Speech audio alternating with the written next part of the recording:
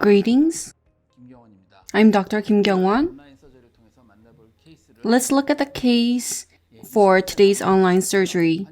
29-year-old male patient. The patient does not have a special medical history. If you look at the panoramic image in 24 and 25, there's a history of endodontic treatment. 5-6 years ago, there's a history of epicoectomy in upper 24 and 25.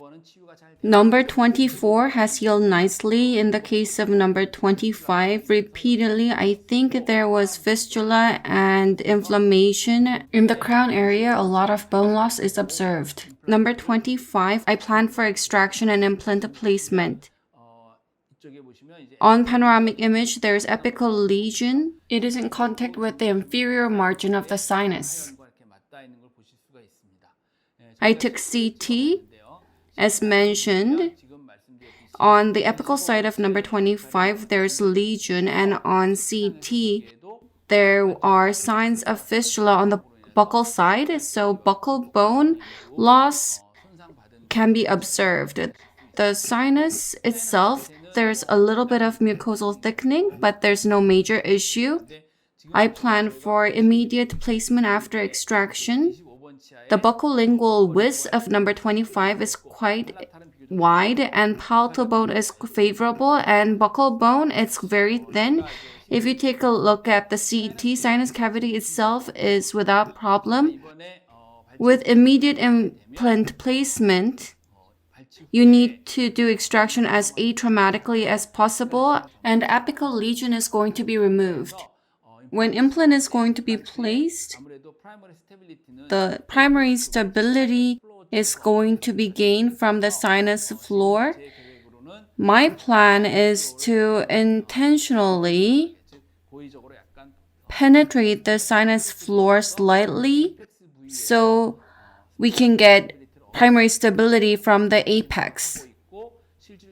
The implant to be placed is going to be slightly palatally inclined.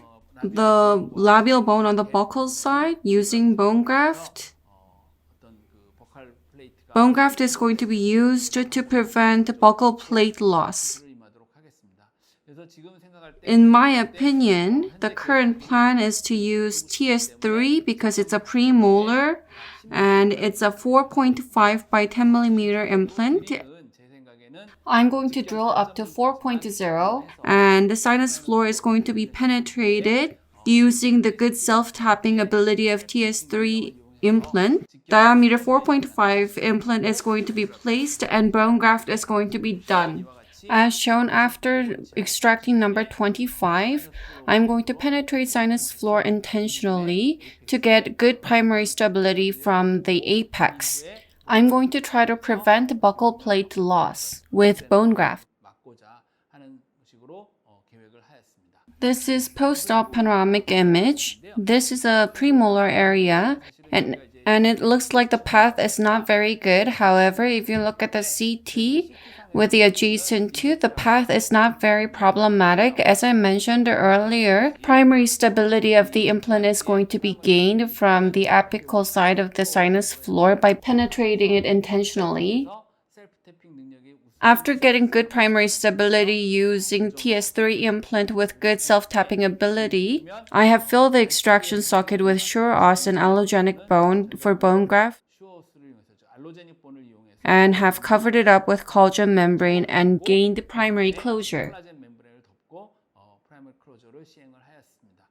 Post-op CT, as you can see, after extraction on the apical side, there's a lesion on the buccal side. Sufficient bone graft was done and primary closure was done. You can see now it's healing. It's a type of open membrane technique, and what is exposed was covered with collagen membrane. Let's look at the surgical video.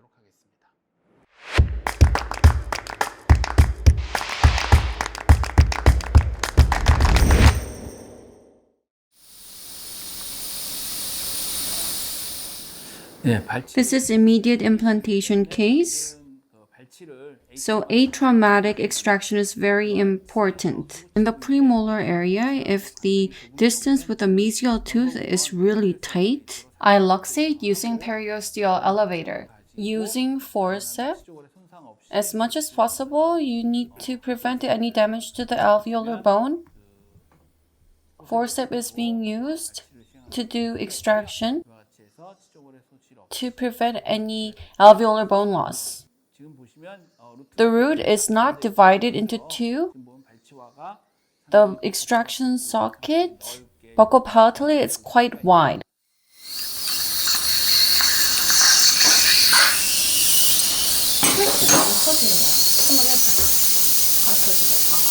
물 좀 나옵니다. 울리면서. Water.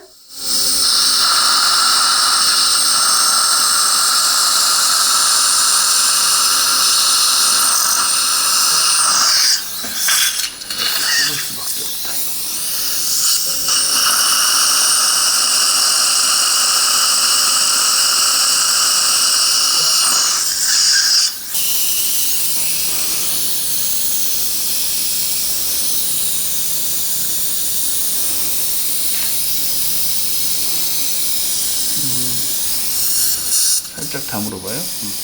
Close slightly. Close slightly.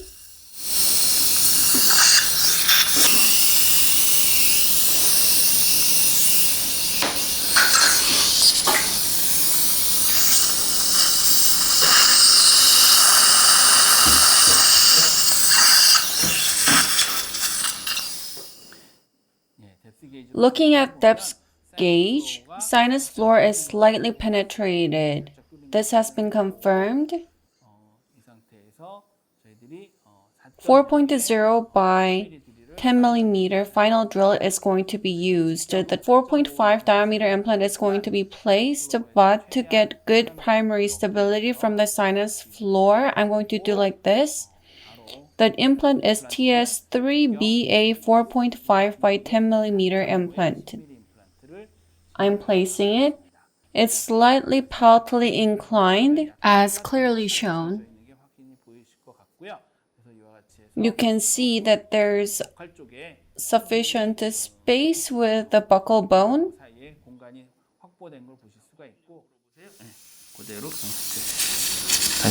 Bite.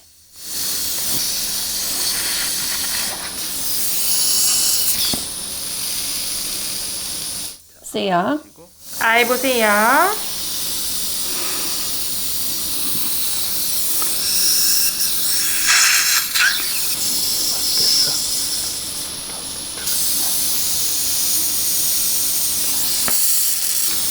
대충 30초 조금 안 나오지. 일단 나오고.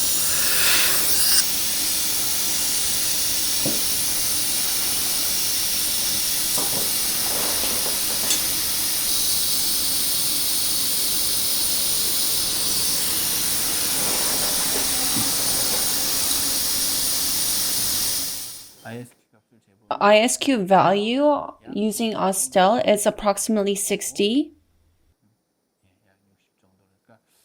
60. We only get primary stability from the apex, so ISQ value is not very high. I'm going to use cover screw, and for the empty space within the socket, if you just leave it as is, buccal bone loss can occur significantly. I'm going to use allograft. There's more than 2 millimeter of space here. Allograft is used to do bone graft within the socket.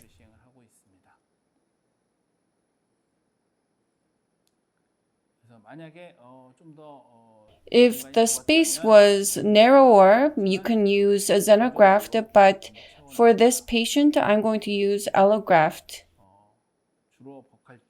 I'm going to focus on buccal and palatal side.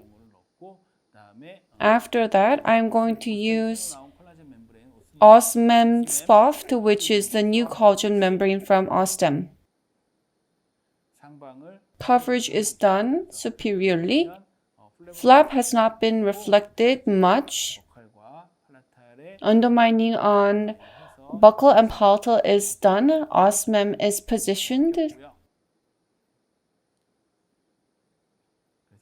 When you do open membrane technique, you use dense PTFE membrane, but I just used collagen membrane and do suture. For suture, I use hidden X suture. When you do figure of 8, you go in buckle and come out the same direction. With hidden X suture, you go mesial of the buckle to the distal and distal to mesial. And this is how it's done. Membrane is fixed. Because the exposed area is quite extensive, hidden X suture is done once again. Suture is now complete.